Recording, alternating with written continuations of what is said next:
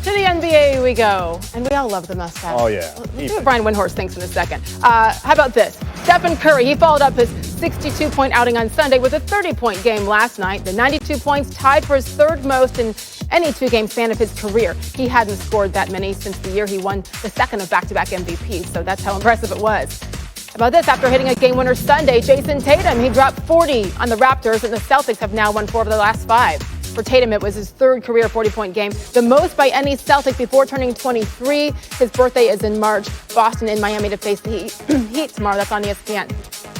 Luka Doncic, he had his first triple-double of the season as the Mavs down the Rockets. First of the season, but 26th of his young career. Only Oscar Robertson and Magic Johnson have had more before their 23rd birthday, and he doesn't even turn 22 till the end of next month. Luka, amazing. And maybe, should I use the word amazing for your Sixers? They improved to 6-1 with a win over the Hornets last night, giving them the best record in the league and their best start in 20 years, which also happens to be the last time they made it to the NBA Finals. I probably just jinxed everything. Okay. I'm sorry, Philadelphia. In the meantime, Brian Windhorst joins us live. Brian, yes or no on the mustache by Trevor Lawrence? A man who can throw the ball like that, he can wear facial hair any way he wants. As an Ohio State fan, though, I'm glad he's had the last few days off.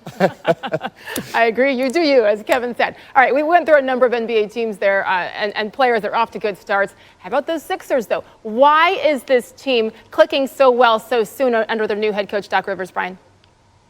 Well, Sage, who's the hottest shooting Curry in the NBA? Would you believe it's the Sixers' Seth Curry, who is shooting 55% on three-pointers, the exact type of addition to this team that has made a huge difference spreading the floor for Joel Embiid and Ben Simmons. And he has just been awesome, exactly the type of performance they needed when they made the offseason trade.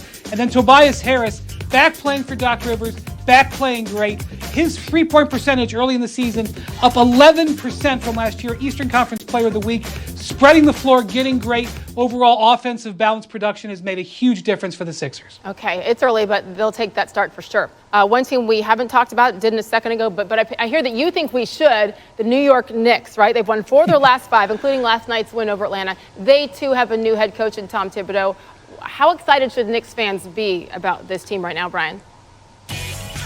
That's the 5th place in the Eastern Conference, New York Knicks at 4-3. I didn't think I'd be saying those words even at this point in the season. And Tibbs has done a great job, improved their defense a lot. But boy, are they getting tremendous play from Julius Randle. This is not the type of play that we really thought we'd ever see from him. He's playing point forward, averaging almost 8 assists a game, putting up triple doubles. Tibbs putting him in that role, and he's delivering. Their offense is a little bit worrisome. They're 27th in offense. I don't know if they can keep this up, but right now they're above 500, and I want to point something out. This team has $19 million in salary cap space. If they keep competitive, they could be active come the trade deadline, believe it or not. I believe anything with the New York Knicks, Brian Windhorst. By the way, you mentioned that 4-3 start. That's after they began 0-2, so even more impressive. Brian, thank you. Prosecutors in Kenosha, Wisconsin, decided not to file criminal charges today against a police officer in the shooting of Jacob Blake last August. Blake, who is black, was shot 7 times as he was moving away from Kenosha police officer Rustin Shesky, who is white. Now, Blake was left paralyzed. The county district attorney said it is, quote, incontrovertible that Blake was armed with a razor blade type knife when he was shot. Also, the prosecutor said there are no plans to charge Blake. Now, after the Blake shooting, in the wake of the George Floyd killing by a Minneapolis police officer on Memorial Day, the Milwaukee Bucks, their fellow NBA players and WNBA players, protested the shooting of Blake by not playing games for 3 days in late August.